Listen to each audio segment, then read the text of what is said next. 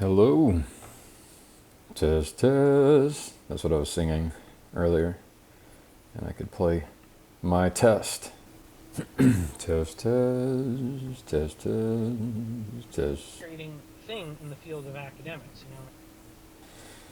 All right. So that was my test. That's how it goes. If I don't test, sometimes I could just record and, the recording does not offer anything meaningful. So I took a step back today. So step back. One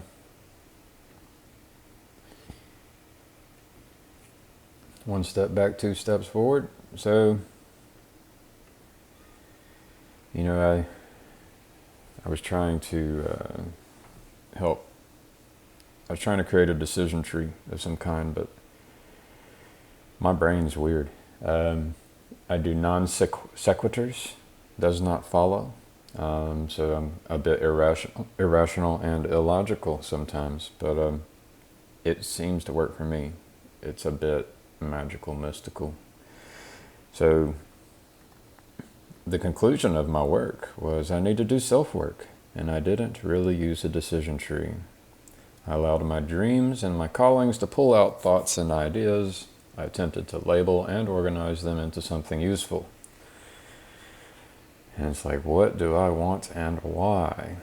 And so I slowly laid out all of these things, and I started noticing a lot of self-work. And then the word wrong action came to mind. I've done some research on Buddhism and some practices there. But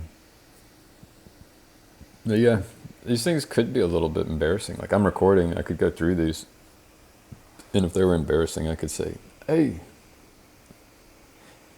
I shouldn't have shared that during a live stream. Like I want to create joy in myself and others, and I don't know why. I don't know why. But I noticed that. And then I noted the generation of pleasure can sacrifice pleasure in my future self and in others, and my pleasure-seeking behavior should be watched carefully.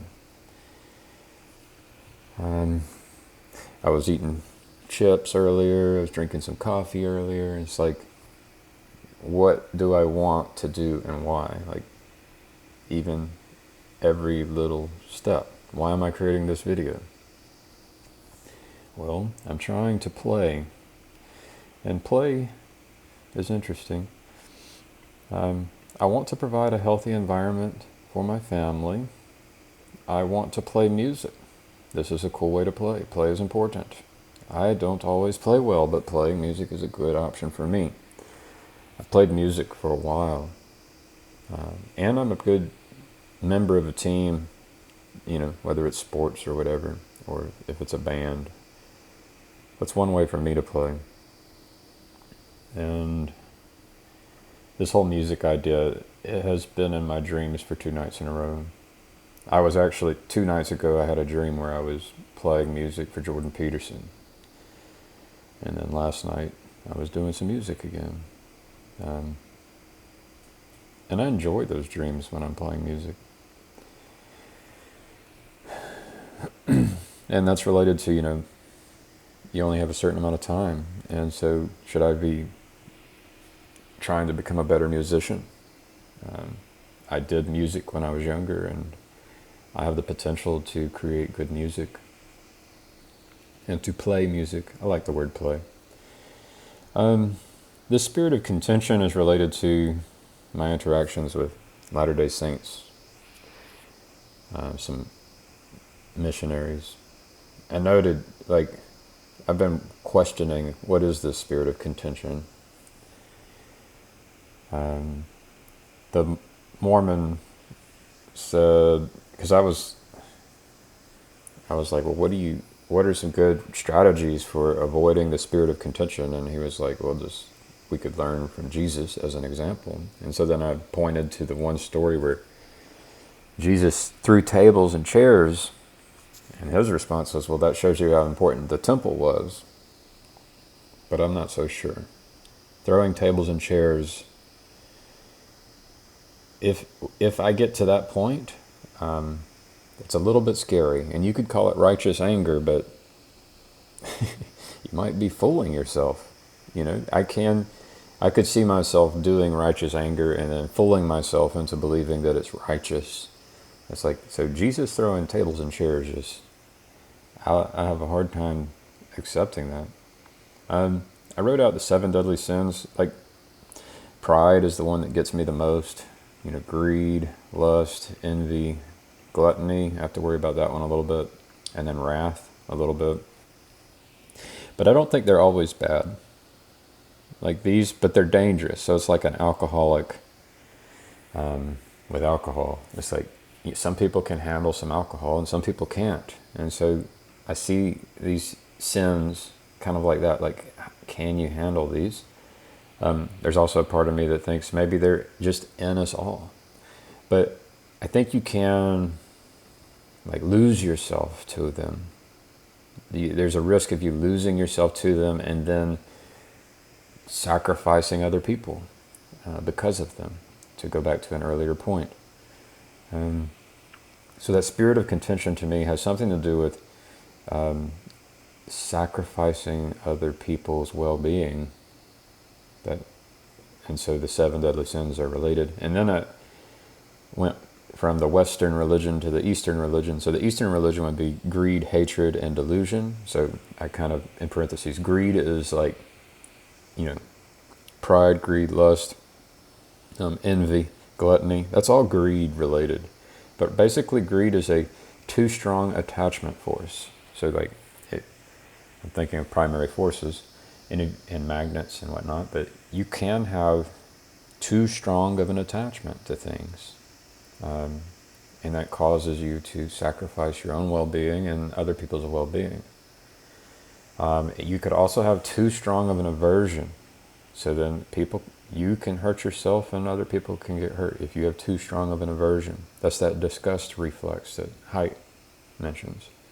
And then there's delusion or ignorance. And that's where you may believe Jesus was right in throwing those chairs and tables, but that may be a delusion. And that's related to, in Buddhism, there are views.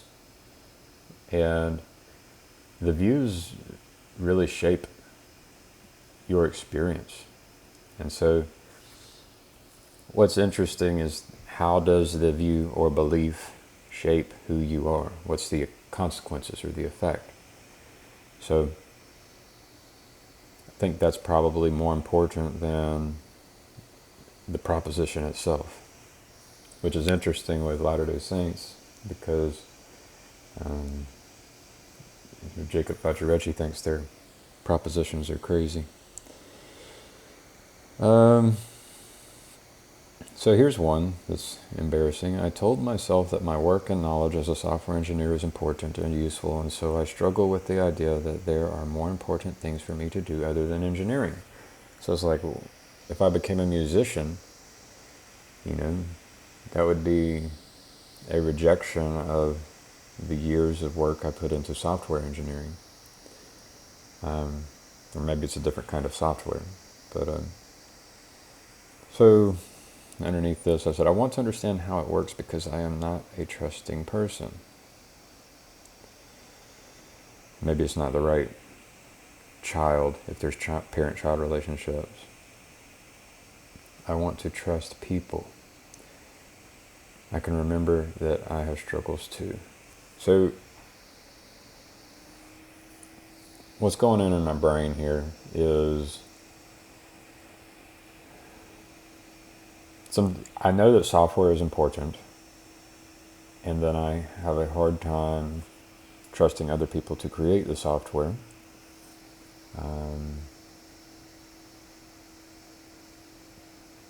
Yeah, and that's my problem.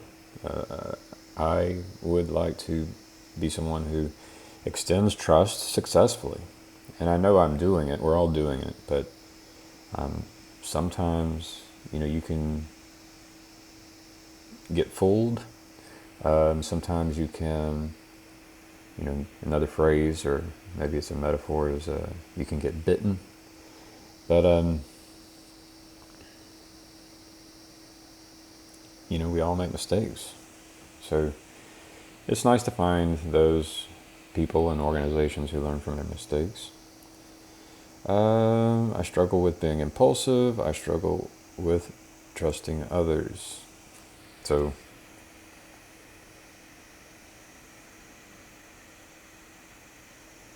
even this recording is impulsive, and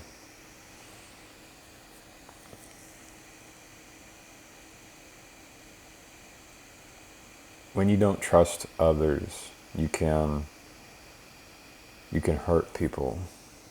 So I can say things that hurt others, and it's related to my overconfidence in myself, which is related to my lack of trust in others.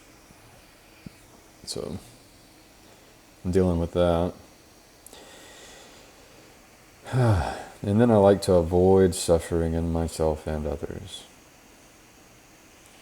So even this sharing is difficult, challenging. But I think that I handle suffering, my own suffering, better than other people's suffering. So it hurts worse when I'm causing suffering to others. My own suffering isn't as bad. But yeah, I get anxiety and stress as I observe others doing dangerous activities in ignorance. That's the reason I'm interested in helping, with politics and religion, and it's because I see people doing dangerous things. When you believe that it's okay for Jesus to throw tables and chairs, that's a dangerous belief. It doesn't mean you're a terrible human being. And also humans can only focus on certain things. So you might not use that as your guiding principle of being someone who tries to do anger righteously, which it's hard to try to be angry at the right time, at the right place, in the right amount, and be skeptical about if Jesus was doing it at the right time, in the right place, in the right amount. If that was your focus, could be dangerous. But you could focus on other things that Jesus taught, and that would be, and kind of ignore the throwing of tables and chairs, and you'd probably be okay, just because the human brain can't bring all of Jesus's teachings into practice, simultaneously. It's just, we are limited.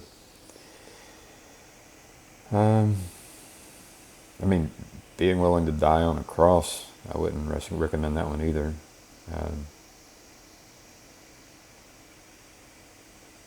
It's like the opposite. So you have the spirit of contention.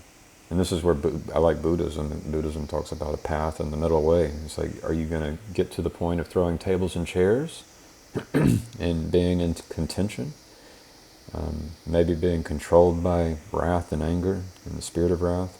And Jordan Peterson talks about it, the God of war.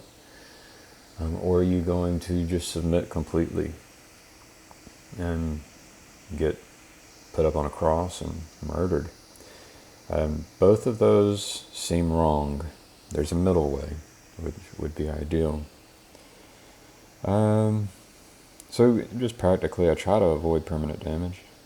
And I struggle with allowing my children to experience impermanent pain and suffering,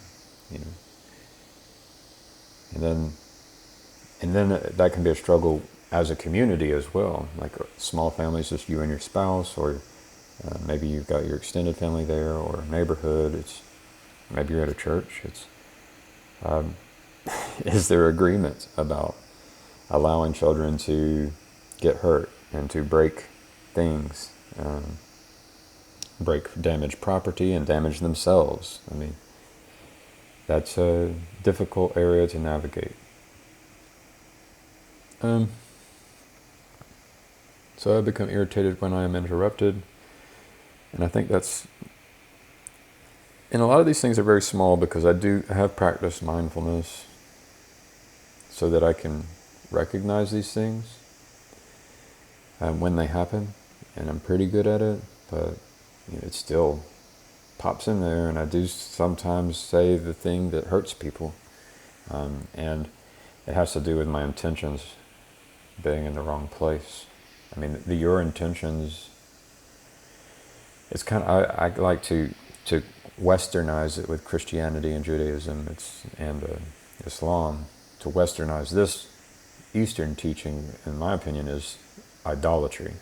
So idolatry is when God is outside of your mind. So when you put God, the ideal, in your mind, and you intend to serve God above everything else, then you really won't become irritated. But it's hard to keep God top of mind. And so that's similar to this wrong intention versus right intention, in my perspective. So there's your lesson.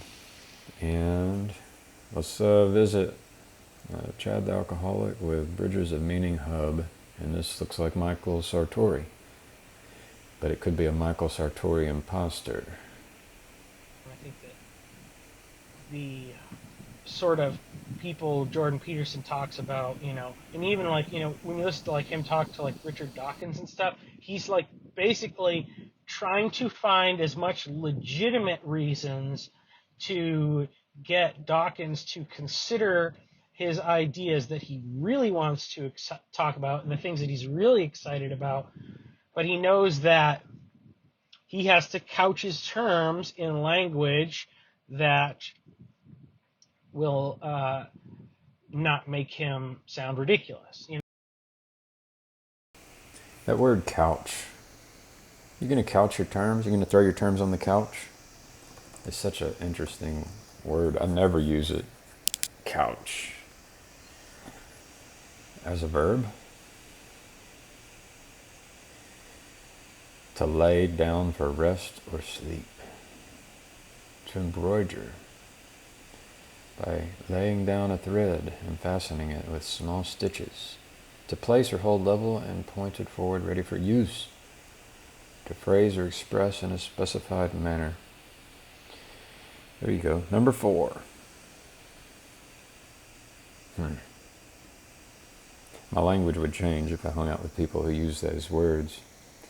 So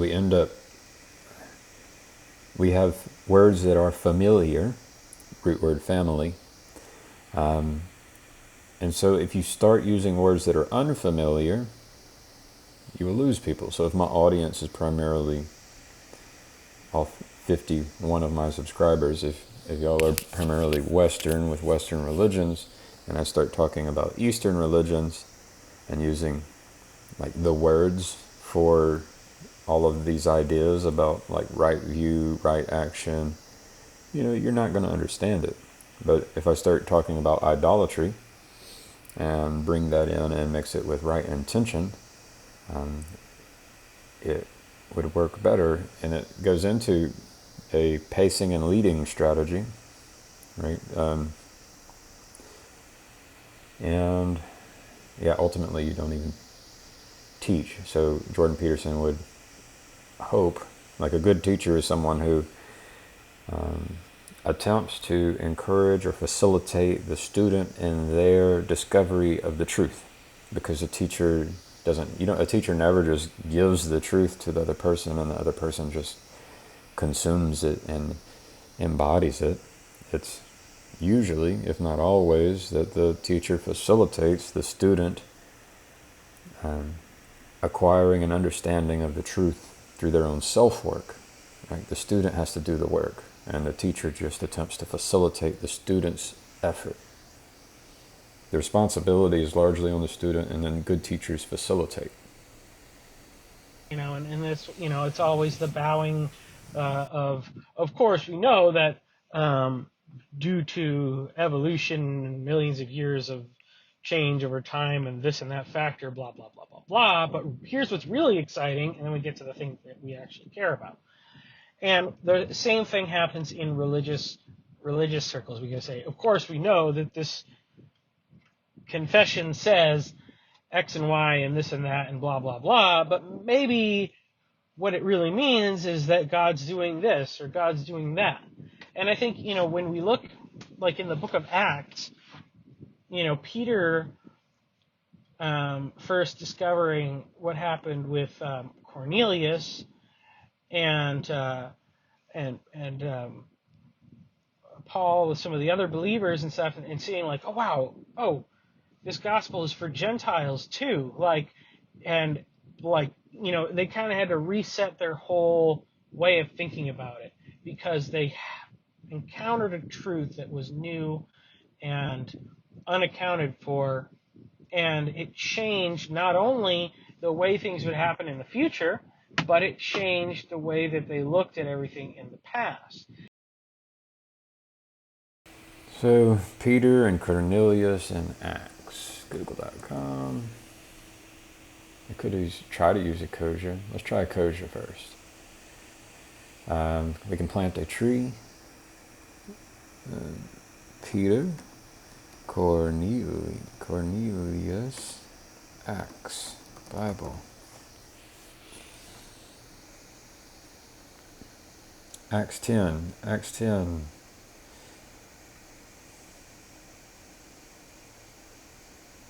English Standard. I like the easy read version if they have it. There it is. Easy read. That way it'll all come easily. In the city of Caesarea, there was a man named Cornelius, a Roman army officer in what was called the Italian Unit. He was a religious man. He and all the others who lived in his house were worshippers of the true God. He gave much of his money to help the poor people and always prayed to God. One afternoon, about 3 o'clock, Cornelius had a vision. He clearly saw an angel from God coming to him and saying, "Cornelius!" Staring at the angel and feeling afraid, Cornelius said, "What do you want, sir?" The angel said to him, "God has heard your prayers and has seen your gifts to the poor. He remembers you and all you have done.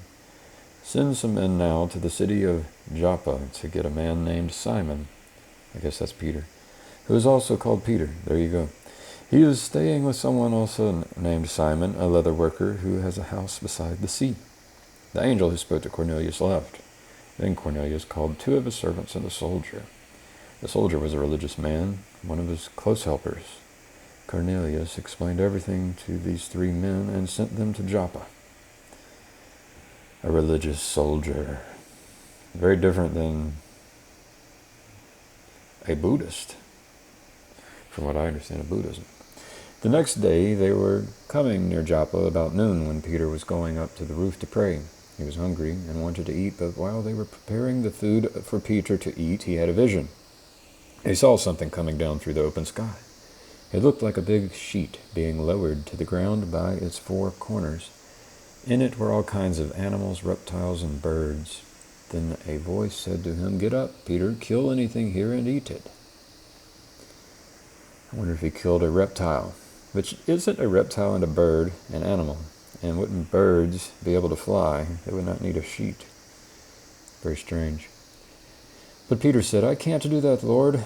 I have never eaten anything that is not pure or fit to be used for food." I just read something about pure food in Buddhism.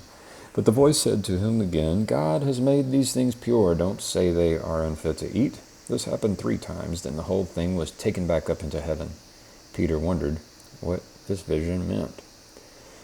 The men Cornelius sent had found Simon's house. They were standing at the door. They asked, "Is Simon Peter staying here?" While Peter was still thinking about the vision, the Spirit said to him, "Listen, 3 men are looking for you. Get up and go downstairs. Go with these men without wondering if it's all right, because I sent them." So Peter went downstairs and said to them, "I think I'm the man you were looking for. Why did you come here?" I've never had the Spirit speak to me.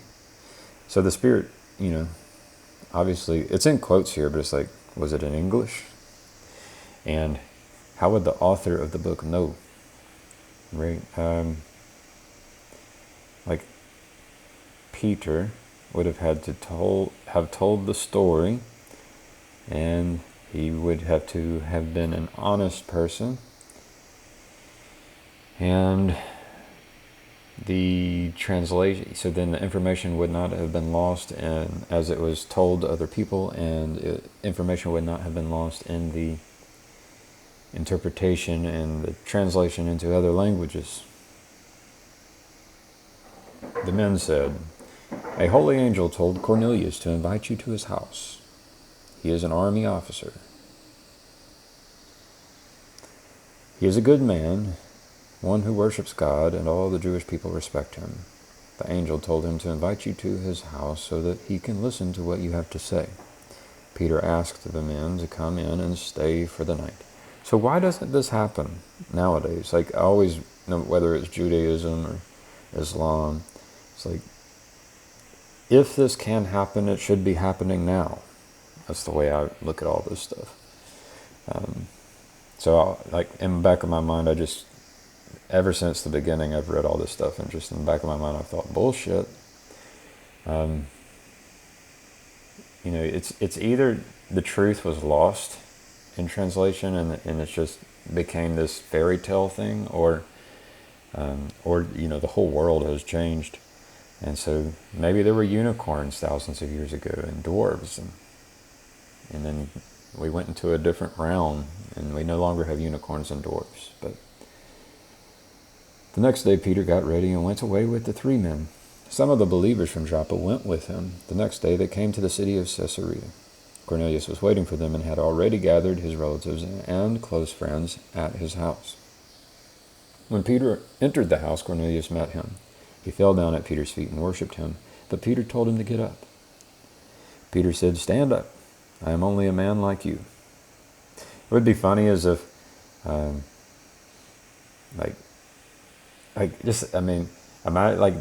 does he even know it's Peter? Does he know who Peter looks like? And so he gets down and worships at his feet, and it's like, it just seems a little strange. You would think there would be an introduction. It's like shaking of hands, something. Peter continued talking with Cornelius. Then Peter went inside and saw a large group of people gathered there. Peter said to the people, "You understand that it is against our law for a Jew to associate with or visit anyone who is not a Jew." So I'm wondering, it's like, you've got Caesarea, and what's the distance between Caesarea and, what's the one with the J?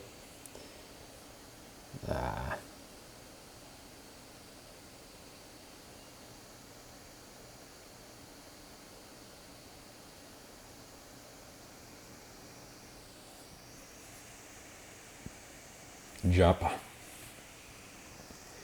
Distance between Caesarea and Joppa. Did I spell it right? 63 kilometers? 63 kilometers is a distance. So a 5K, I'm a runner, is 3.1 miles. So you've got, you've got over 30 miles there, like getting close to 40 miles. Let's do 63 kilometers in miles. 39 miles, that's a distance, right? That is a distance. How long would it take me to go this far? I could probably go like pretty easily 20 miles an hour. No, not 20 miles an hour. I can easily do 20-minute miles. But I could go between, so you just say like 40 times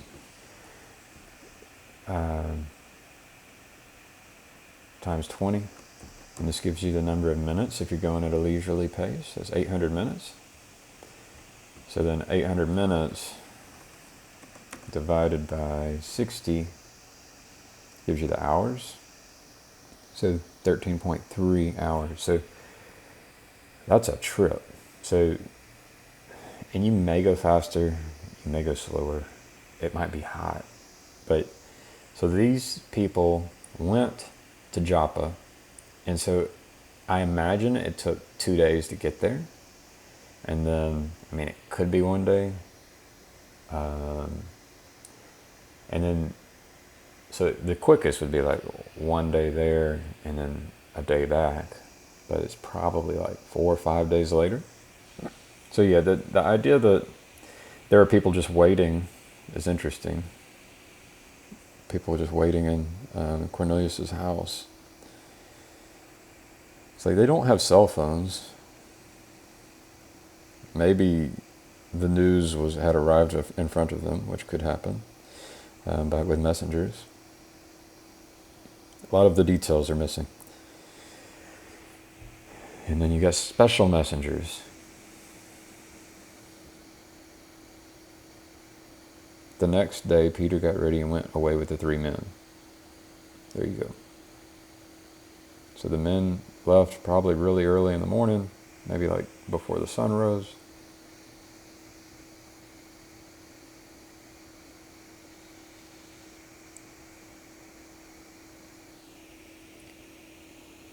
They were coming to near Joppa around noon.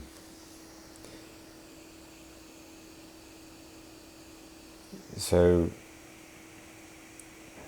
the soldier was a religious man. Cornelius explained everything to these 3 men and sent them to Joppa. And so, like, maybe they went all night. The next day they were coming near Joppa about noon. You know, that nice leisurely pace. Was it 14 hours? 13 hours? So if you're getting there around noon, and maybe noon could be 2 p.m. or so, right? After the sun was, but it's around noon. So, yeah, that's strange. I mean, they could have left the previous day, right?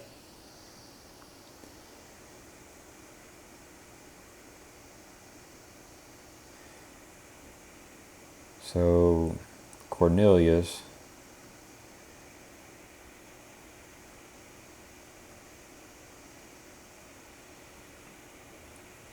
God has heard your prayers and has. I want you to notice what's going through my brain. My brain's just like, it's like a mystery. I don't just like accept all this stuff.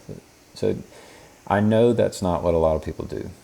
So you get a glimpse at what my brain does. One afternoon, about 3 o'clock, Cornelius had a vision. So about 3 o'clock, that's the English. I mean, obviously there's a different language going on, but okay, we have a date, we have a time. Staring at the angel and feeling afraid, Cornelius said, "What do you want, sir?" "Send some men now to the city of Joppa to get a man named Simon, who is also called Peter. The soldier was a religious man." And they got sent to Joppa, probably maybe 4 o'clock, 5 o'clock. And then, so 5 p.m. it would have been, so 12 hours would be 5 a.m. the next day. So they took their time getting there, right? So yeah, the timelines make sense. They pulled an all-nighter, guys, team, audience. Sounds like these people pulled an all-nighter. 2 servants and a soldier pulled an all-nighter going 40 miles. It's a distance. The next day they were coming near Joppa about noon, and Peter was going up to the roof. So, like, you're looking at between 18 to 20 hour trip. So they could have left at about 5 p.m., maybe 6 p.m. If it was 6 p.m., it was 18 hours. If it was 4 p.m., then it was 18. So I'm saying 18 to 20 hours. Yeah. If they left at 6 p.m., it'd be 18 hours, and if they left at 4 p.m., it'd be 20. So 18 to 20 hours.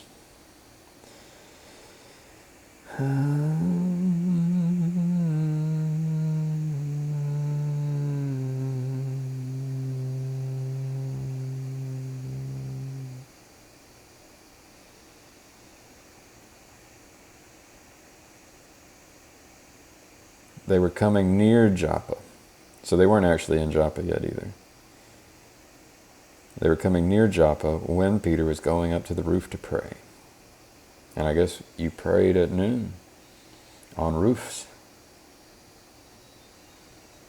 So this is like, what do you call it?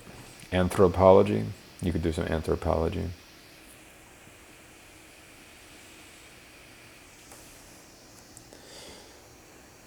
Do they pray at noon on their rooftop? So you go to pray on the rooftop. I wonder if you're in the sun.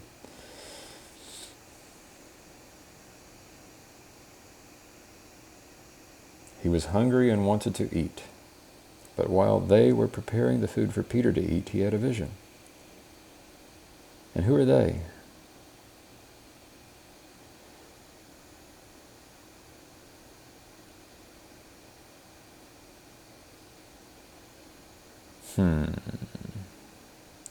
He was hungry. Peter was hungry. But while they were preparing the food, I wonder who prepared the food?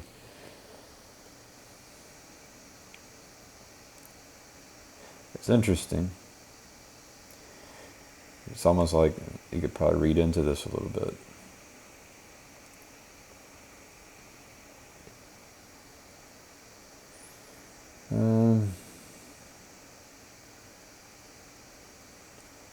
Peter rejected the food in the vision 3 times.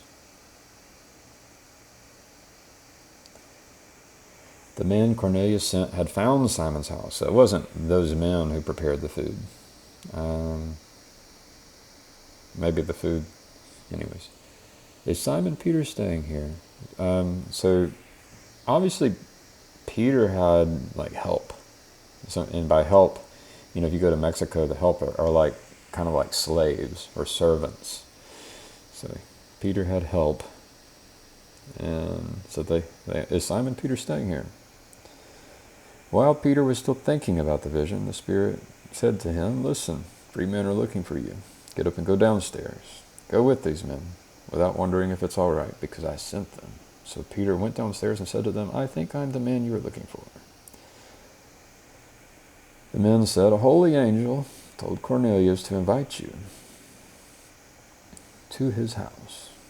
He is an army officer. He is a good man, one who worships God, and all the Jewish people respect him." Yeah, but so what's interesting is like 2 servants and a warrior or a soldier are sent. What happens if they say no, right? If Cornelius asks them to do this and they say no, does Cornelius lash them, put them to death? Like, what happens to them if they just say, "No, I'm going to skip this 80-mile round trip"? The angel told him to invite you to his house. It's like, Cornelius, how about you go? Right? And if you were the people, when Peter says, "Fix some food for me," he said, "No, Peter, how about you do a little prayer? Get some food yourself." Peter asked the man to come in and stay for the night. "Very nice of you, Peter. Now ask your servants to fix them some food. Don't fix it yourself." Peter asked the men to come in and stay for the night. Peter will not be cleaning the sheets. The next day Peter got ready and went away with the 3 men. Some of the believers from Joppa went with him. So Peter had believers, and believers were serving Peter. That's a sweet deal right there. The next day they came to the city of Caesarea. The next day. So, they stayed the night. And so they pulled an all-nighter again. It's a long trip. So I guess the servants, for example, might take turns. If there could be a cart, there could be. My question is, did they all just stay awake all night? Like, that's rough. You need a Red Bull.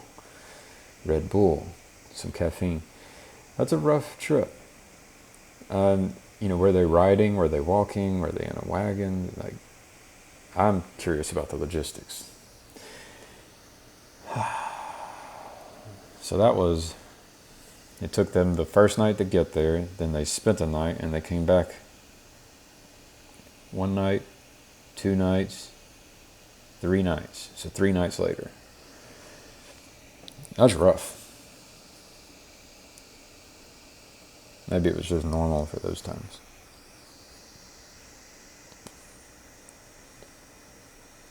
Maybe it's normal for other places where people aren't as privileged as I am.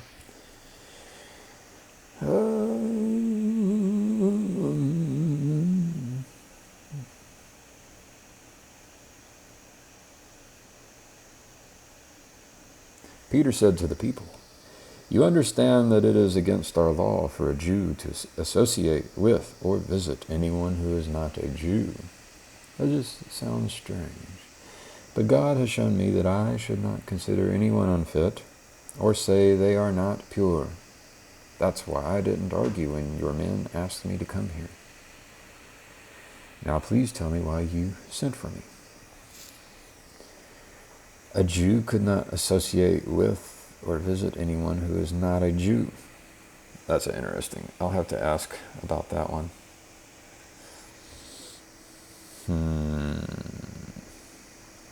You'd have to know like the history of that era and maybe the history of Judaism. Like where would that law have come from? Cornelius said, 4 days ago I was praying in my house. It was at this time, 3 o'clock in the afternoon. Suddenly there was someone standing before me wearing bright, shiny clothes. He said, "Cornelius, God has heard your prayer and has seen your gifts to the poor. He remembers you and all you have done, so send some men to the city of Joppa and tell Simon Peter to come. He is staying with another man called Simon, a leather worker who has a house beside the sea." So maybe Simon the leather worker is the one who opened the door and was making food. So I sent for you immediately. It was very good for you to come here. Now we are all here before God to hear everything the Lord has commanded you to tell us. No Zoom meetings back then. So Cornelius says 4 days. My math said 3 days. Maybe it was 4 days ago and 3 nights ago. 3 nights and 4 days. That's the way it works sometimes. So you get a day, a night, a day, a night, a day, a night, a day. So the day. It should have been 3 days ago. A day before, that's 1. 2 days before, that's 1. 3 days before. The math seems wrong. Please correct me if I'm wrong.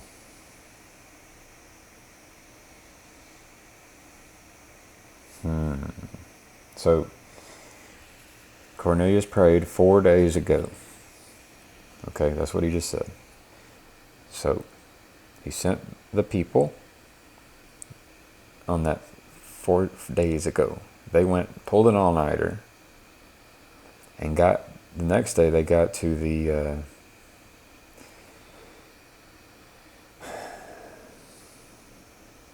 to Simon Peter and Simon and a leather worker in Joppa. Got there at about noon. They were approaching Joppa at noon. So that was the 3 days ago. And then they spent the night, and they left the next day, and then they had to pull another all-nighter. And so I don't.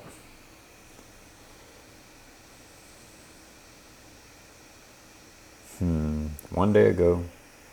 So at that time, 1 day ago, they would have left because they had spent the night. And the day before that, they would have arrived. So that would have been 2 days ago. They would have arrived in Joppa. And then 3 days ago, they would have left. And there would have been the prayer. So maybe there was a day. Maybe Cornelius didn't just send them off at once. I don't know. It seems like I'm missing. There's something that's wrong here.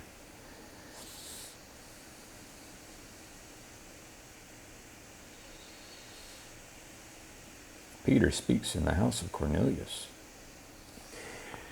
Peter began to speak. I really understand now that God does not consider some people to be better than others.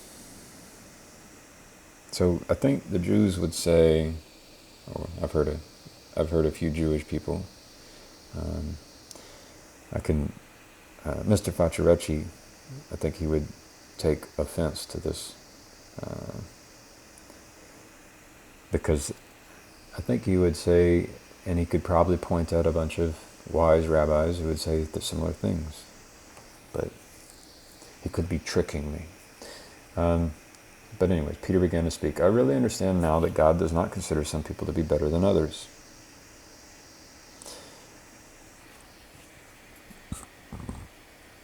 Or some people are better than others, and Jewish people understand this. He accepts anyone who worships him and does that what is right. Yeah.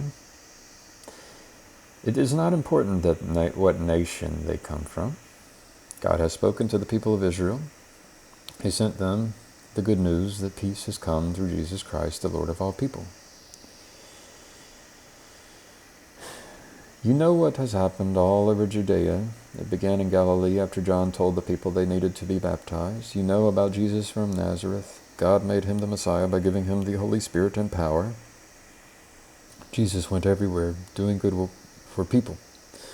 He healed those who were ruled by the devil, showing that God was with him. He saw all that Jesus did in Judea and in Jerusalem, but he was killed. They put him on a cross made of wood, but on the third day after his death, God raised him to life and let him be seen openly. He was not seen by everyone, but only by us, the ones God had already chosen to be witnesses. Convenient. It's convenient. If you're telling a story, that's very convenient. It'd be nice to have some video footage. We ate and drank with him after he was raised from death.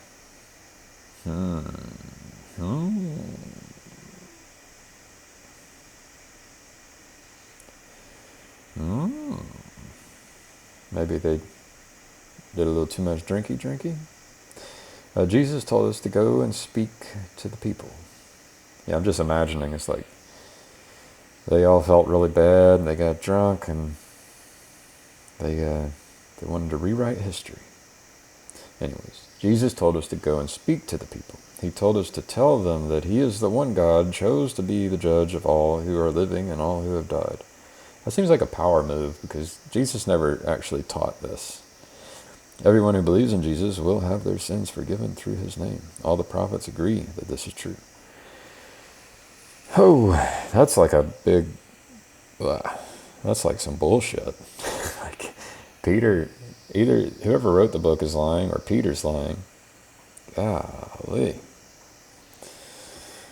That's not very good right there. That is the lucky number 42. Pretty bad. That seems like a very bad lie. So Jesus never told anyone this, except after he died and was reborn. Like, that's a whopper. Like, if I tried to pull that one. Like, could you imagine the story nowadays of, oh, well, just try to imagine it. It's like the group of men who are responsible for their leader, who has followed this one person, like they are responsible for the death of the one person because of their bad deeds. They're kind of like power seeking, right? They're just following the one that's powerful. And then the leader, Jesus, gets wiped out. And so imagine the leader gets wiped out, and then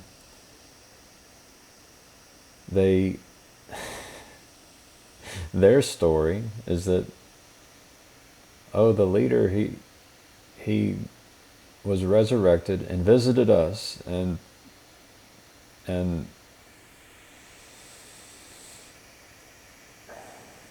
oh man,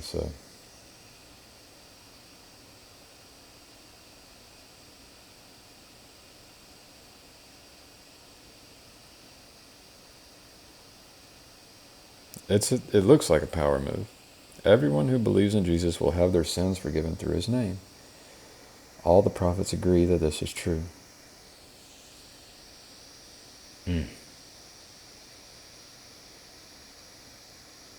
What about like the Buddha?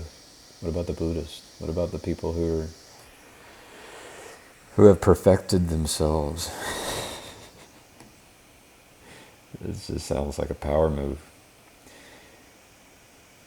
While Peter was still speaking these words, the Holy Spirit came down on all those who were listening to his speech. The Jewish believers who came with Peter were amazed that the Holy Spirit had been poured out as a gift also to people who were not Jews. They heard them speaking different languages and praising God. Then Peter said, "How can anyone object to these people being baptized in water? They have received the Holy Spirit the same as we did." So Peter told them to baptize Cornelius and his relatives and friends in the name of Jesus Christ. Then they asked Peter to stay with them for a few days. All right. So that's what Michael Sartori wanted us to know about. And so, that's the kind of thing that I think we really need to discover more of. But we really need the people that are not afraid of looking foolish or sounding dumb to work through the problems to get there. And so that's kind of why I am, exploring this concept. And, now, realizing I am beholden to no one either academically or theologically. I mean, I am a member of a church, but I would have to probably say something. I don't even know if there's anything that I could say that would be too ridiculous and crazy to get me excommunicated or something, So, I have this YouTube channel and I want to use it for that. And I think that, why I'm thinking about it in terms of science fiction is that is where a lot of this imagination is taking place in the culture and in the minds of many young people. And in many ways, science fiction does drive science, because if someone pursues a career in academics and they get to the top of their field and they are in charge of what the experiments are going to be, then they can make the choices to say, I'm going to try to make X and Y thing that came from a science fiction movie and see if I can make it happen. And so that's kind of that's an exciting thing. And really, so what I'm saying is that pool of imaginative thought is what Christianity needs to be drawing from, so that we can see something new and have a meaning and a significance in the future. It was a car accident. Nothing particularly remarkable. That's pretty good. The Egg by Andy Weir. Chad shared this story with me when I first was introduced to Chad, and I read it, and it was good. And then I encountered it on Kurzgesagt. It's got some animation, and so Chad's sharing it here. I recommend go checking it out. But I'm going to skip ahead. It's good. And then we skip over to Jordan B. Peterson.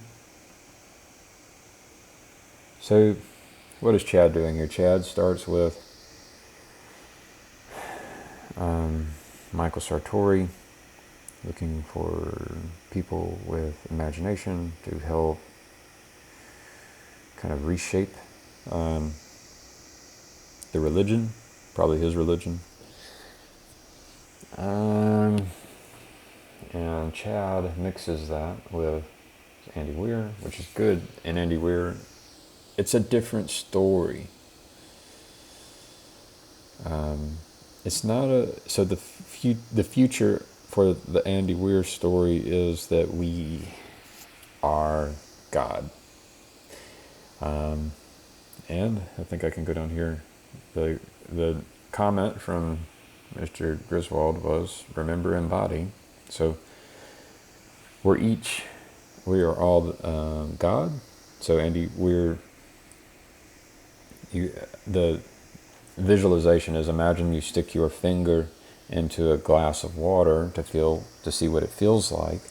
So you take that finger out and you can remember you have a memory of what it was like to have your finger in that vessel, but you are more than the vessel. And so that's what life is like for each of us. But we are all part of the same thing. So it's kind of I would say Indian, as in maybe Vedic kind of idea. Which, to mix that in with, I don't know how much you can change Christianity. Yeah, but I like playing with our story and seeing how it shapes us. And so I don't know if Michael wants to play with the story. I think Chad is willing to play with the story, with the propositions, but I don't know if Michael is willing to do that. I like the idea of playing with the story. For me, the essential part of the story is that this whole thing is transforming into something better.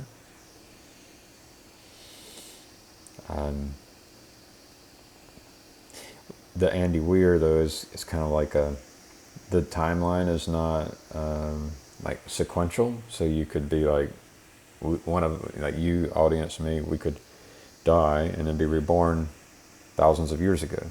So it's not necessarily sequential. And maybe it doesn't matter, but it would be nice not only if we as God are being born, but it would also be nice if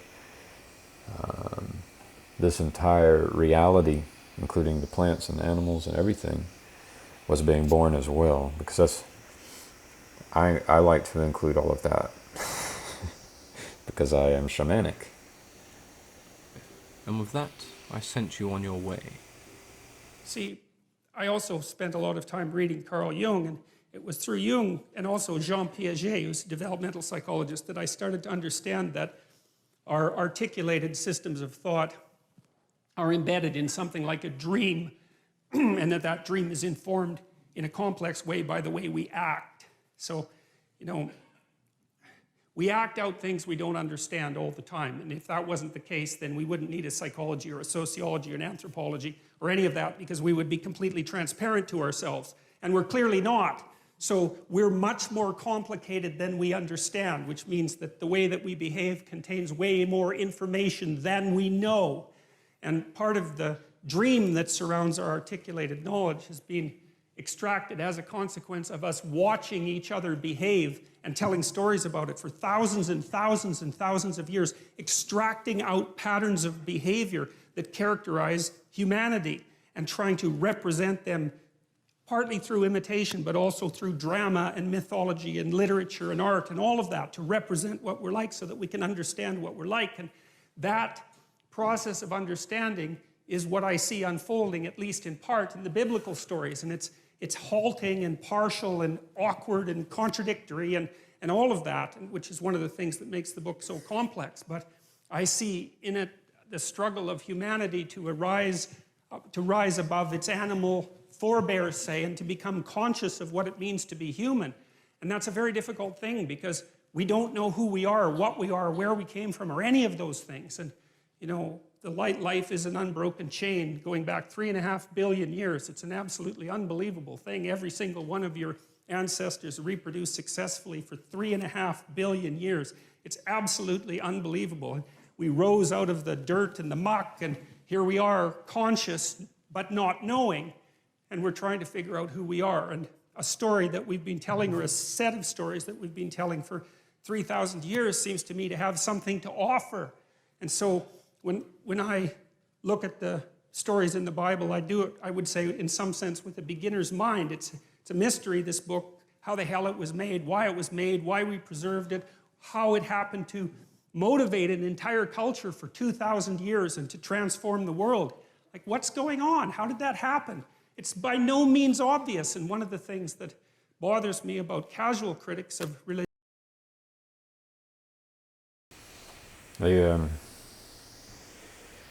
So there's so many ways for an idea to propagate. And I think a lot of people have a bias. We want to believe we are good. We want to believe, and there is a pressure for us not to point at others and say that they are bad. And so there are ways for ideas to propagate which correspond with things like war, genocide. Right? Genocide is a pretty useful tool in getting rid of a culture, and a culture is like a religion. And so,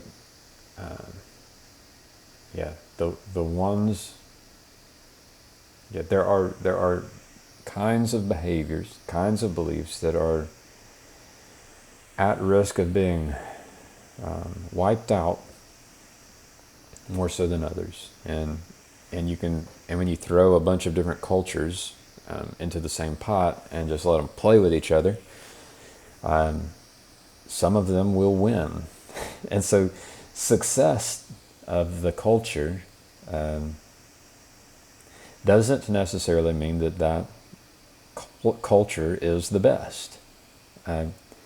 It might mean that it was the best at that time, but this is the risk of being a conservative in conservation, is that you might conserve something that needs to be let go of. It's kind of like, it could be something like junk DNA. And so you could have these junk DNA, which is part of a religion, part of a culture. And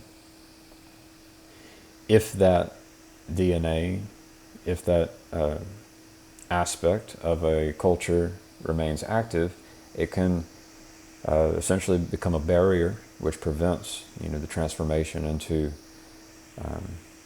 the thing which will survive the next episode, right? Or the thing that can avoid the suffering which will come if we do not change, because that suffering often is what causes us to change.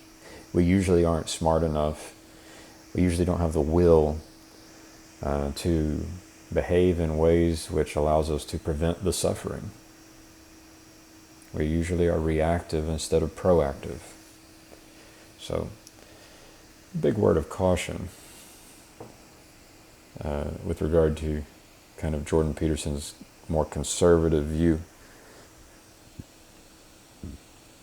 Religion is that they don't take the phenomena seriously, and it's a serious phenomena. I mean, not least because people have the capacity for religious experience, and no one knows why that is. And I mean, you can induce it reliably in all sorts of different ways. You can do it with brain stimulation. You can certainly do it with drugs. There's especially the psychedelic variety. They produce intimations of the divine extraordinarily regularly. People have been using drugs like that for God only knows how long, 50,000 years, maybe more than that, to produce some sort of intimate union with the divine. It's like, we don't understand any of that when we discovered the psychedelics in the late 60s. It shocked. When we discovered the psychedelics in the late 50s. So he's a part of a community that simultaneously says that these psychedelics have existed for 50,000 years and may have been in use for 50,000 years, but he's a part of a community that only discovered them in the last 50 years. So, like, I want you to hold both of those in your head. And what it means is there's potentially like a knowledge and a wisdom that goes back tens of thousands of years, right? Farther back than the religions that he is pointing at, and is even more fundamental, like it's connected, in that you go out in the woods, in the forest, and you grab this this vine,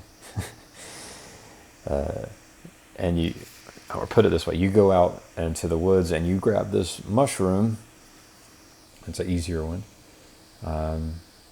Or you go into the desert and grab this cactus and consume it, and all of a sudden that combination does something to your body that gives you the religious experience. And the question would be, is that, like, I wonder which is better.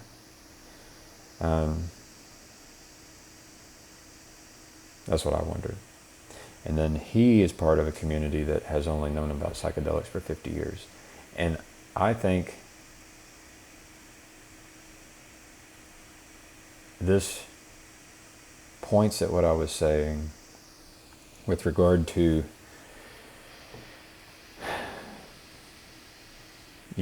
the danger of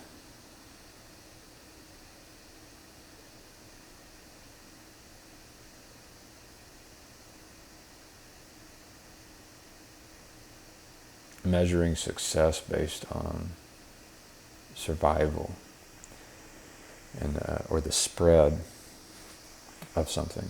Like, I'm just imagining like the spread of a virus, or just because it can spread and survive, and doesn't that mean that it's the best thing for here and now. Right? That ability to grow quickly and to spread and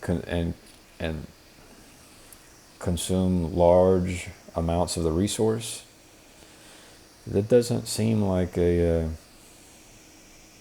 like this. It's not obvious that should be the measure for success. And I think that there have been cultures, ideas, religions that were the reason why he can say something like, we've only been aware of psychedelics for 50 years.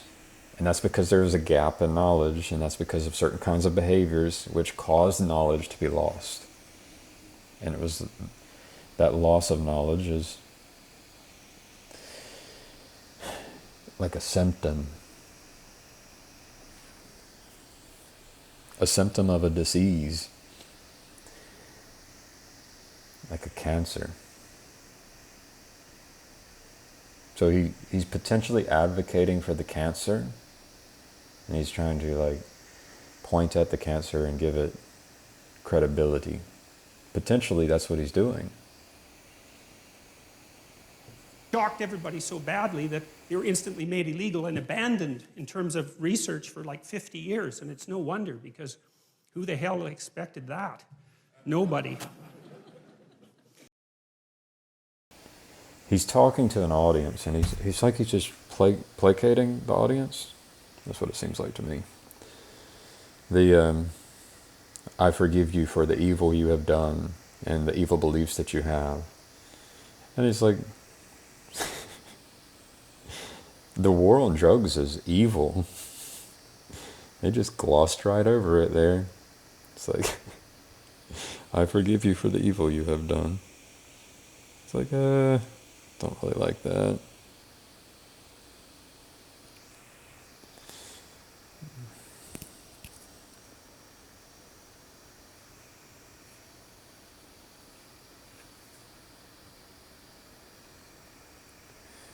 Alright, I should probably pause while I'm doing this thing. Pause. Pause. Pause. Unpause. So, I did get a reply from Chad on my comment. I said, JBP often sounds smarter than he really is. And it's good timing. I said that because of what he just said. So the thing is he could have a lot of wisdom in everything he says, and then my brain pointed at the thing where it's like, oh, mistake. And then I just started off this whole thing talking about how I'm too confident and I should be more trusting. But then you can be fooled, and you can get bitten. So I realize that I am not a trusting person, but there's actually roles for people like me, right? It's not like a person who lacks trust has no value. But yeah, so Chad responded, good thing intellect isn't that valuable.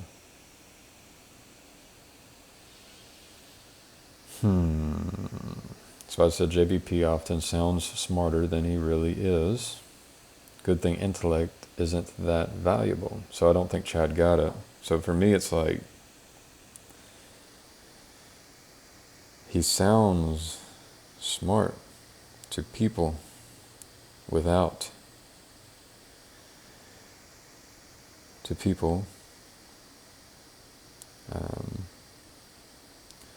with irrationality, bias, and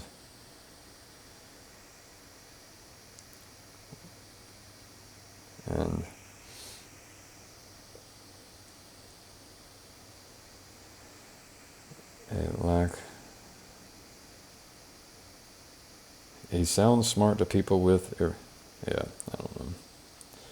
don't know. That's my pride, arrogance speaking out. That's why I like proofreading, but I'll think about it.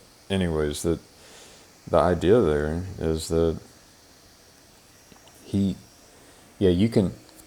got the bell curve of people who have intelligence. You have people who have limited information.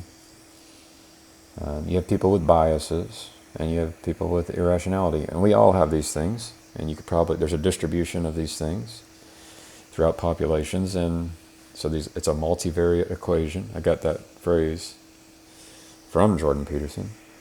And then he's able to say the thing that will keep the audience. He can say the thing that retains the audience. The thing that Michael Sartori is pointing at about couching his terms. And so that's what he's putting on a show for the audience. And it's like there's a lack of honesty. Right? And then I return to what I said, is what is a good teacher? And so for me, I like honesty. And then a good teacher facilitates learning such that the student does the work. So maybe he's doing all that, facilitating learning. But for people who have learned the lesson, the teacher can appear to be someone who is potentially enabling wrong behavior and wrong views. So, yeah, I guess I'm also thinking, like, when you are a person who's speaking to a crowd, the question in my mind, is that a way to be a teacher? Can you teach as a person in front of 100 people? I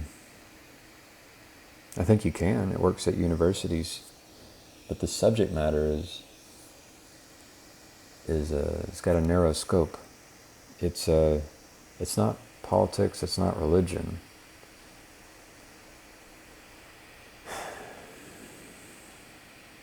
Yeah, I really don't like him just kind of glossing over the war on drugs there. I really don't like that. And I see so many people who aren't willing to take responsibility for correcting that evil that's in the world. Like, it's a government-sanctioned evil, is what it is. But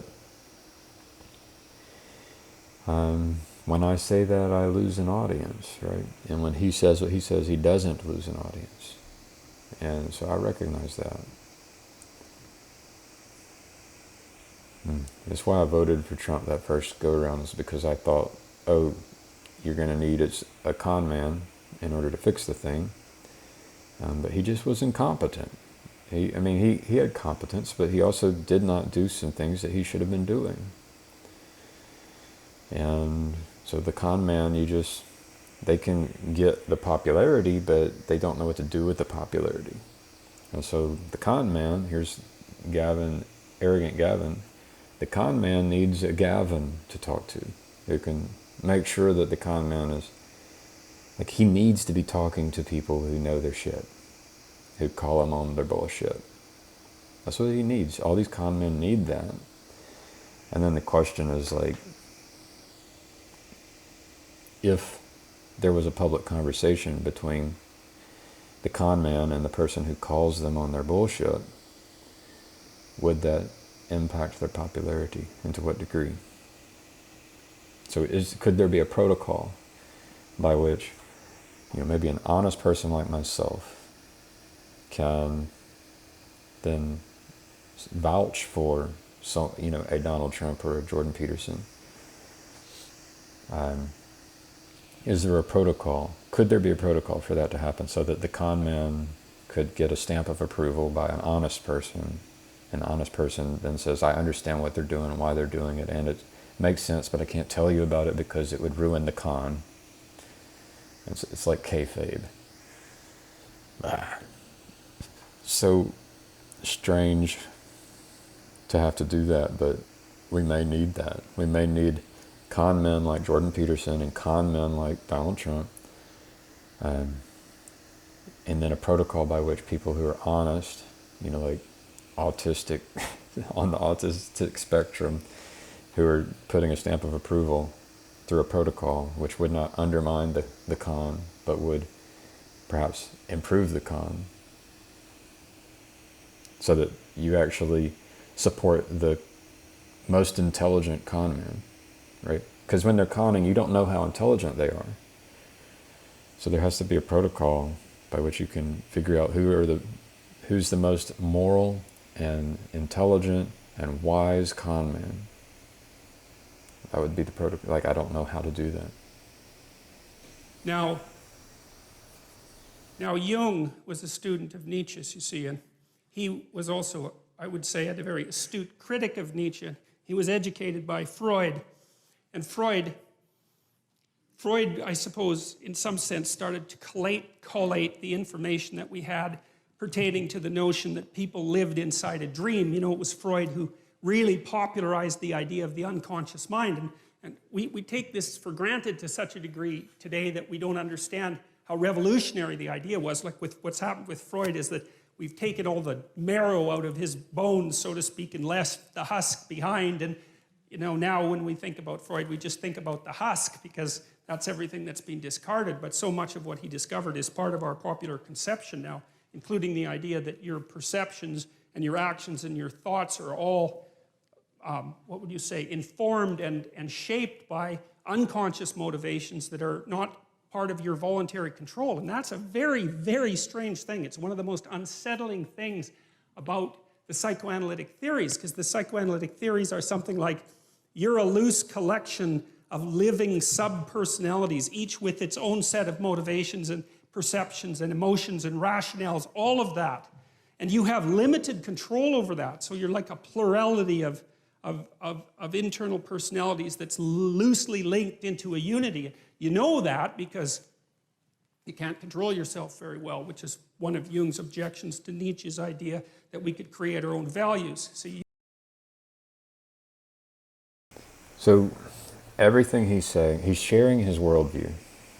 Like, he puts it on display. He does not have self-control, and he has legitimized that.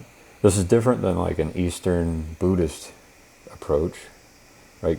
He could study, like, there could be a study to see that would attempt to identify people who have self-control and look at the levels of self-control and the distributions, and maybe even correlate that with their beliefs and with their religion, right? That would be an interesting study. But yeah, but I feel like it's just such a young and ignorant community that he's a part of that has only been studying psychedelics for 50 years and doesn't understand that that community is part of the culture which created that that knowledge gap, right? It's like a baby, right? I like Jacob Faccirecci wants to point at the Latter-day Saints, and he says this is a baby religion, and in a way he's right. It's only a few hundred years old, and then you've got a religion before that, maybe is Islam, and before that was Christianity, and so you've got these kind of immature religions, and then you've got, and I know I'm skipping over denominations and branches and all kinds of things, and you go to Judaism, and he thinks Judaism is the one, and it's like, well, there are religions that predate that, and there are others that happen in parallel, like a Buddhism and the Vedic religions or Vedic religions, and then ultimately going all the way back into kind of shamanism, where you have a shaman in a community, you have a wise man, a medicine man, a teacher, maybe a woman, maybe a them they, right? Non-gender binary medicine person. And yeah, so you can look at cultures and their maturity, and so this culture that Jordan Peterson is a part of is very young, very immature, does not have self-control. It's like a baby. I'm reminded of Avatar, whenever Jake Sully is being reprimanded. You're like a baby. You're like a baby. Jung didn't believe that, especially not after interacting with Freud, because he saw that human beings were affected by things that were deeply, deeply affected by things that were beyond their conscious control. And no one really knows how to conceptualize those things. You know, the cognitive psychologists think about them in some sense as computational machines. And the ancient people, I think, thought of them as gods, although it's more complex than that. Like rage would be a god. Mars, the god of rage, that's the thing that possesses you when you're angry. You know, it has a viewpoint, and it says what it wants to say, and that might have very little to do with what you want to say when you're being sensible. And it doesn't just inhabit you, it inhabits everyone, and it lives forever, and it... I think that kind of idea is spot on. And I referenced it earlier, but I need to pause.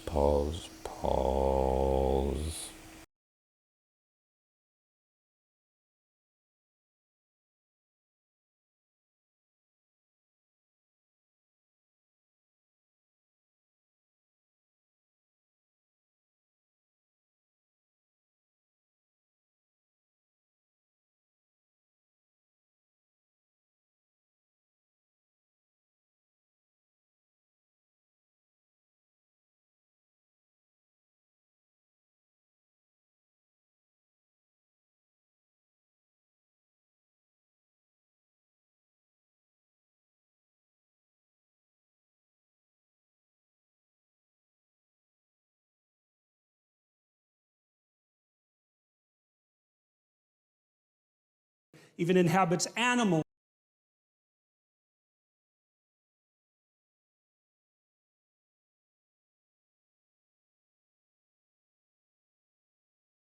Test. Yep, so it would be nice if I could just redo that. I was just moving my mouth. Chad said, good thing intellect isn't that valuable. I said, knowledge workers benefit from intellect.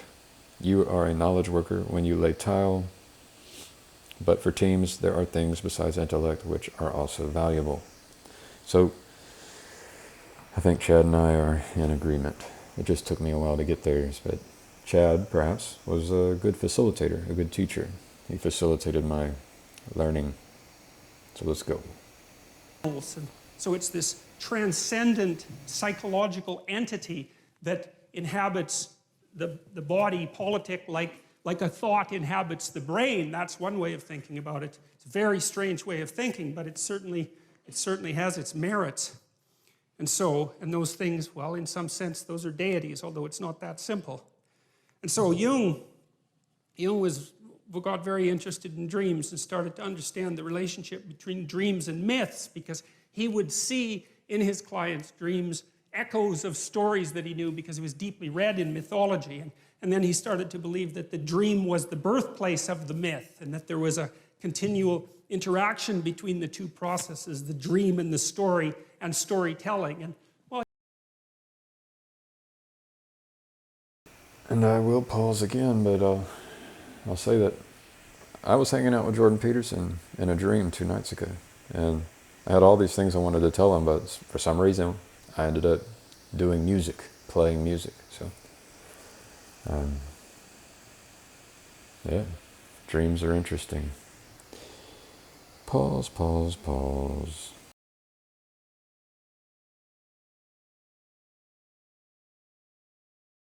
you know, you tend to tell your dreams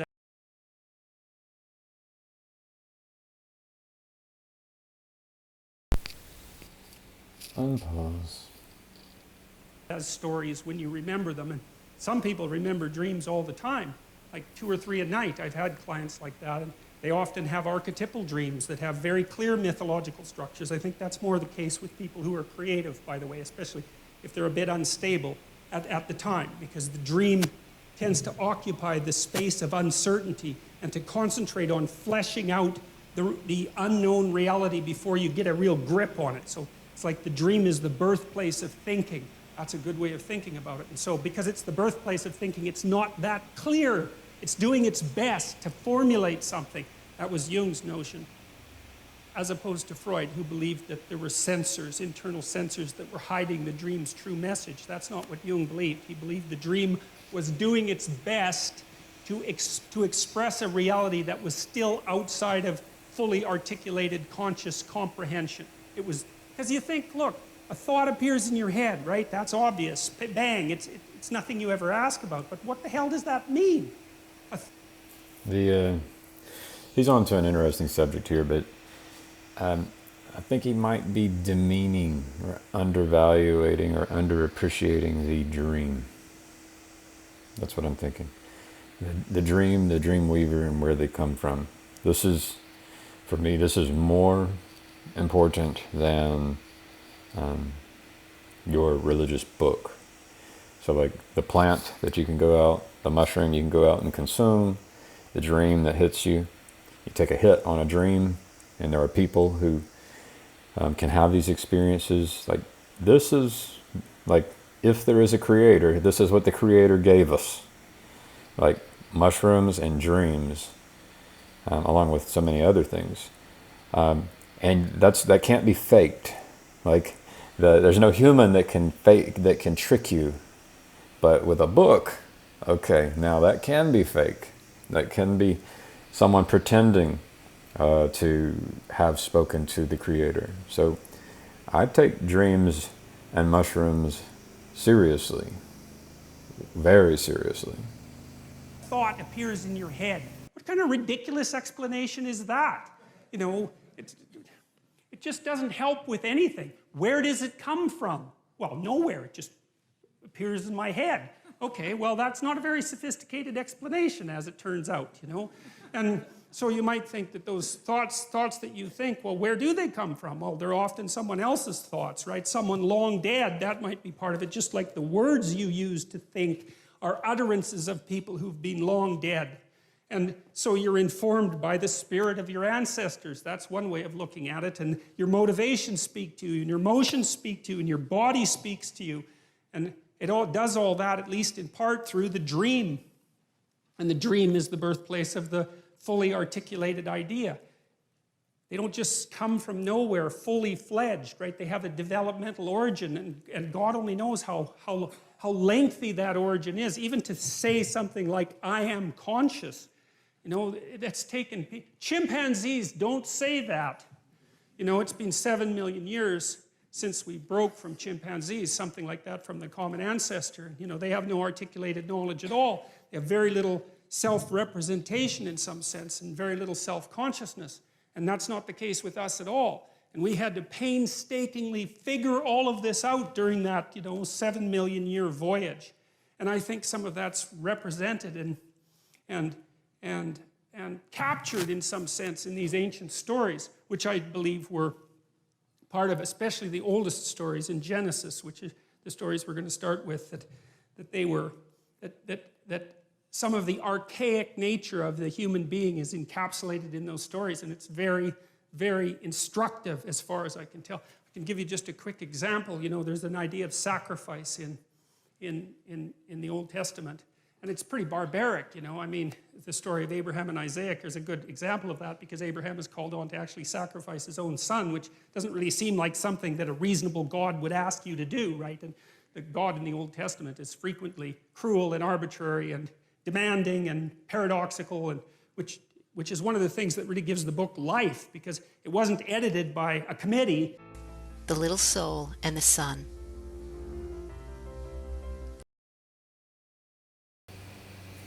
He said it wasn't edited by a committee. Oh. As if he knows that, right? Well, we know that, like, the New Testament literally was edited by a committee. Like, they picked and chose what was canon, and I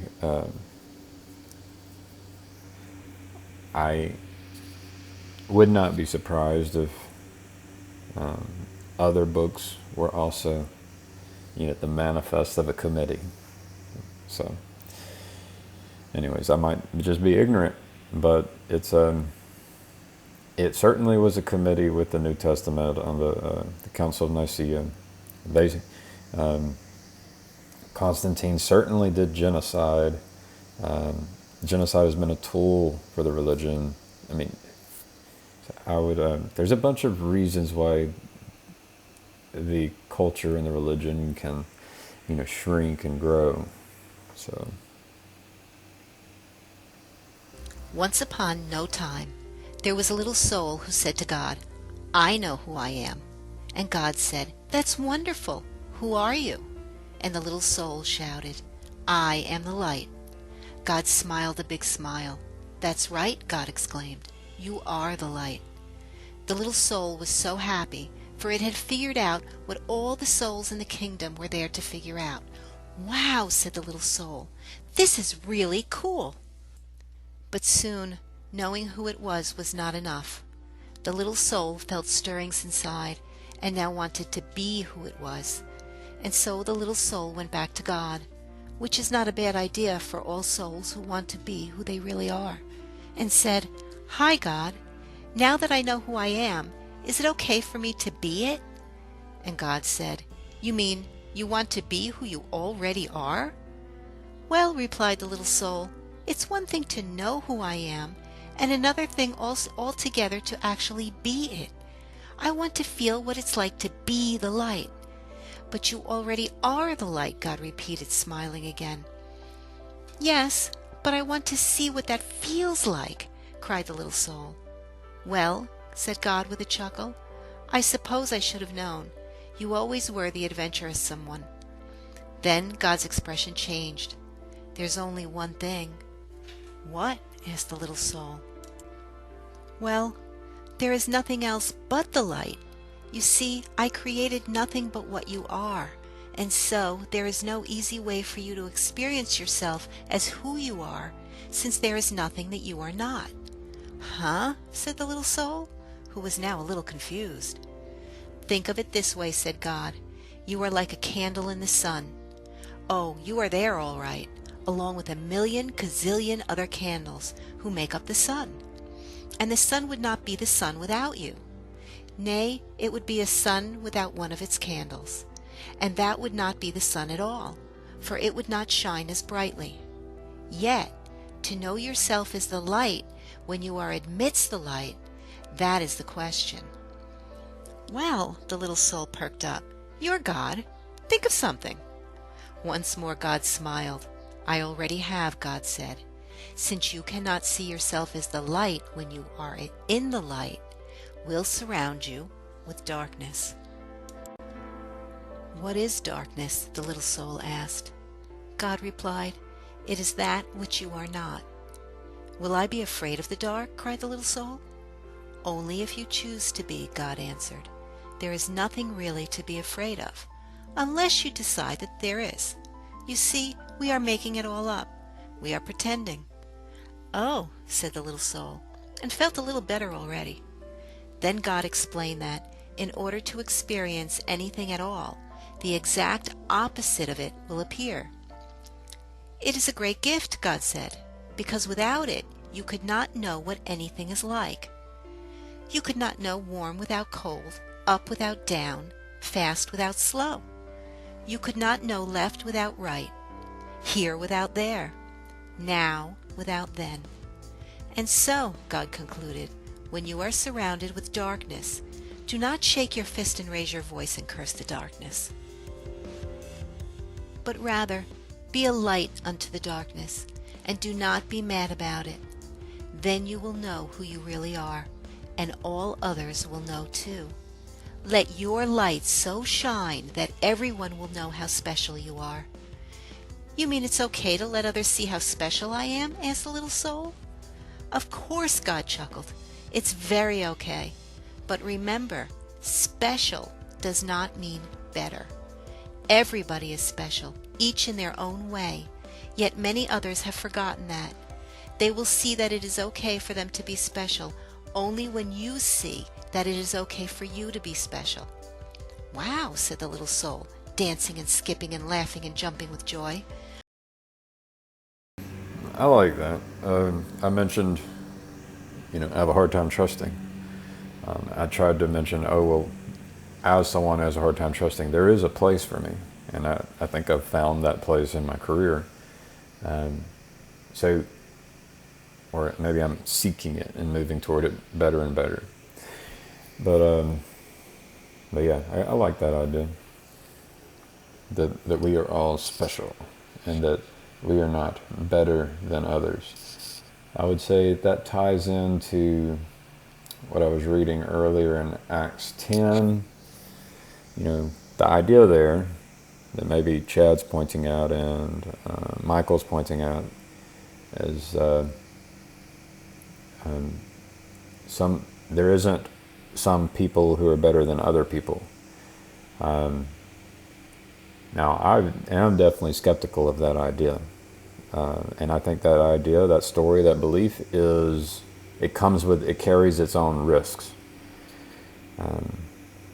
And I think the reason for that is if there's something about me that makes me special, and that means that I'm a good fit in this world within a certain role and a capacity, then that means I'm better at that role and that capacity than anyone else in the world. So in a way I am better, but people who are special in their way are better than me. So we're all better than each other at different things. So it's not, and maybe the story's about to say that, so there are people who are better at certain things, and I think like Jacob, and maybe even many Jews would say that, the Jews, Israel, they are better in some things, and others, non-Jews, are better in other things, right? So I could see that as the kind of a right view. I can be as special as I want to be. Yes, and you can start right now, said God, who was dancing and skipping and laughing right along with the little soul. What part of special do you want to be? What part of special? The little soul repeated. I don't understand. Well, God explained, being the light is being special, and being special has a lot of parts to it. It's special to be kind. It's special to be gentle. It's special to be creative. It's special to be patient. Can you think of any other ways it's special to be? The little soul sat quietly for It's special to be skeptical and not trusting. That's pretty special. It's special to be confident and arrogant enough to think that you can help, right? You can help with big problems. That's pretty special. That's me. I'm talking about me. For a moment. I can think of lots of ways to be special. The little soul then exclaimed, "It's special to be helpful. It's special to be sharing. It's special to be friendly. It's special to be considerate of others." Yes, God agreed. And you can be all of those things, or any part of special you wish to be, at any moment. That's what it means to be the light. I know what I want to be. I know what I want to be, the little soul announced with great excitement. I want to be the part of special called forgiving. Isn't it special to be forgiving? Oh yes, God assured the little soul. That is very special. Okay, said the little soul.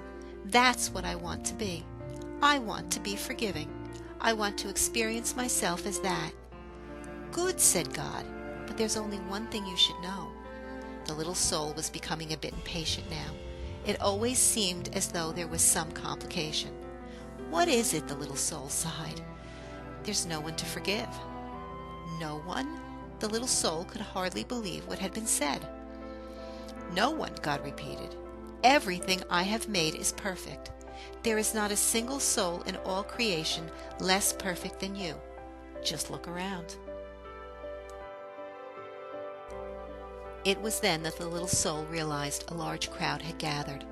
Souls had come from far and wide, from all over the kingdom, for the word had gone forth that the little soul was having this extraordinary conversation with God, and everyone wanted to hear what they were saying. Looking at the countless other souls gathered there, the little soul had to agree.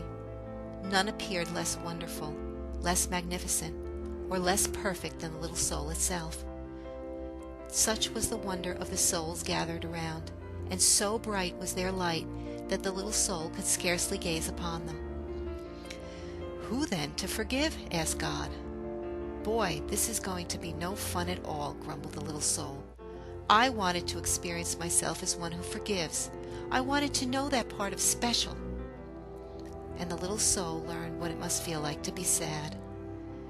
But just then a friendly soul stepped forward from the crowd. Not to worry, little soul, said the friendly soul. I will help you.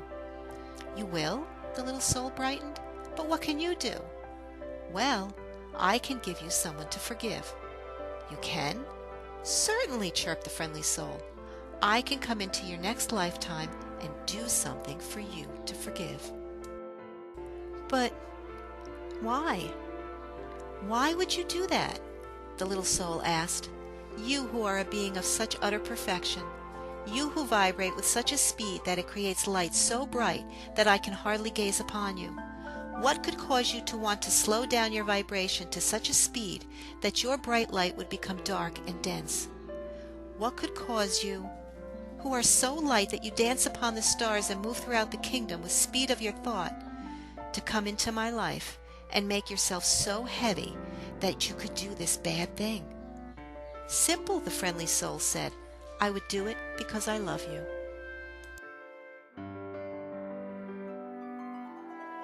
The little soul seemed surprised at the answer. Don't be so amazed, said the friendly soul. You have done the same thing for me. Don't you remember? Oh, we have danced together, you and I, many times. Through the eons and across all the ages have we danced. Across all time and in many places have we played together. You just don't remember. We have both been all of it. We have been the up and the down of it, the left and the right of it. We have been the here and the there of it, the now and the then of it. We have been the male and the female, the good and the bad. We have both been the victim and the villain of it. Thus we have come together, you and I, many times before, each bringing to the other the exact and perfect opportunity to express and experience who we really are. And so, the friendly soul explained a little further, I will come into your next lifetime and be the bad one this time. I will do something really terrible, and then you can experience yourself as the one who forgives. But what will you do? The little soul asked, just a little nervously. That will be so terrible. Oh, replied the friendly soul with a twinkle, we'll think of something. Then the friendly soul seemed to turn serious and said in a quiet voice, You were right about one thing, you know. What is that? The little soul wanted to know.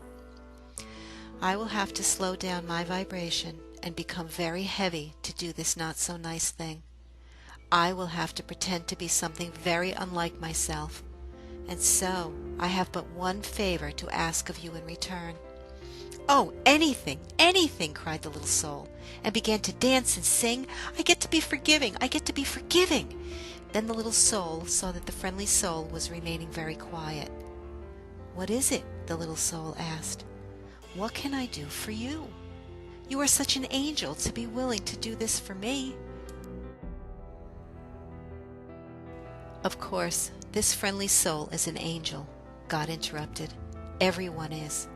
Always remember, I have sent you nothing but angels. And so the little soul wanted more than ever to grant a friendly soul's request. What can I do for you? The little soul asked again. In the moment that I strike you and smite you, the friendly soul replied, in the moment that I do the worst to you that you could possibly imagine, in that very moment. Yes, the little soul interrupted. Yes? The friendly soul became quieter still. Remember who I really am. Oh, I will, the little soul cried. I promise. I will always remember you as I see you right here, right now. Good, said the friendly soul, because you see, I will have been pretending so hard, I will have forgotten myself. And if you do not remember me as I really am, I may not be able to remember for a very long time. And if I forget who I am, you may even forget who you are, and we will both be lost. Then we will need another soul to come along and remind us both of who we are. No, we won't, the little soul promised again. I will remember you, and I will thank you for bringing me this gift, the chance to experience myself as who I am. And so the agreement was made, and the little soul went forth into a new lifetime, excited to be the light, which was very special, and excited to be that part of special called forgiveness. And the little soul waited anxiously to be able to experience itself as forgiveness, and to thank whatever other soul made it possible. And at all the moments in that new lifetime, whenever a new soul appeared on the scene, whether that soul brought joy or sadness, and especially if it brought sadness, the little soul thought of what God had said. Always remember, God had smiled, I have sent you nothing but angels.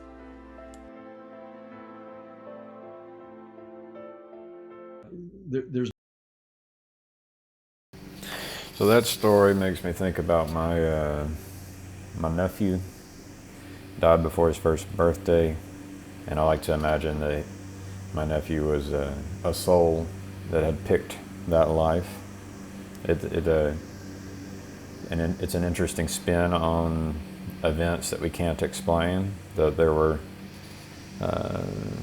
were agreements made and negotiated before we popped into this world. So that's an interesting take on our situation. I also thought about the karma in Eastern religion, and how we can be reborn into different worlds. And then I was thinking about forgiveness in general, and thinking are there things I did where I really wanted forgiveness, and are there things that were done to me that I could be forgiving? So yeah, good questions. But let's continue. There's no homomorphism from the point of view of evolutionary game theory. So to bring home the the meaning of that theorem from that scientific theory, I use the headset and try to make the point that it's utterly alien. But then when I go to this deeper level of consciousness, there is a rapprochement now. I say, okay, I mean, I now want to transcend evolutionary theory. I mean, the reason I take the headset seriously is that's our best scientific theory in this realm. So let's understand what it says. It says that this is just a user interface, and you got to live with that. Now with this deeper theory, there is something of a rapprochement, because I'm saying that there is conscious agents with their experiences, and that's part of the objective reality. Now, even there, you might say that what's really interesting is the potential for conscious experiences, not the particular conscious experiences that you have. And one could debate that. I mean, but the way I view it right now is the mathematics lays out there is this potential, and then when we actually run the mathematics, we see the actual play of conscious experiences that potential gives rise to. So I don't see the two as terribly divorced, but the potential is stunning. I mean that and there, I should say this, as much as I'm praising science, I want to make very, very clear that I think that there will always be a fundamental mystery forever, that our science, there is no scientific theory of everything. And for what it's worth, my own take is that we can't ultimately know the truth through scientific theory. We can get rid of our misunderstandings of the truth through scientific theory. That is really, really helpful. But in some sense, we can only know the truth by being it. We can know it if we're not divorced from consciousness, and consciousness is fundamental, then we can know it in silence when we let go of concepts. But we can also know something about it from our conceptual analysis. We can know that the consciousness is no less rich than the concepts that we've had so far. Mm-hmm. And we can know that certain of our concepts are just flat out wrong, or they're not rich enough. So they're helpful in that way. So no, this is really helpful for me. There you go. We made it. All right. Saving Our Souls with Sadhguru. Let's listen to that. Oh, it's an hour and 58 minutes. Ooh. That's a lot.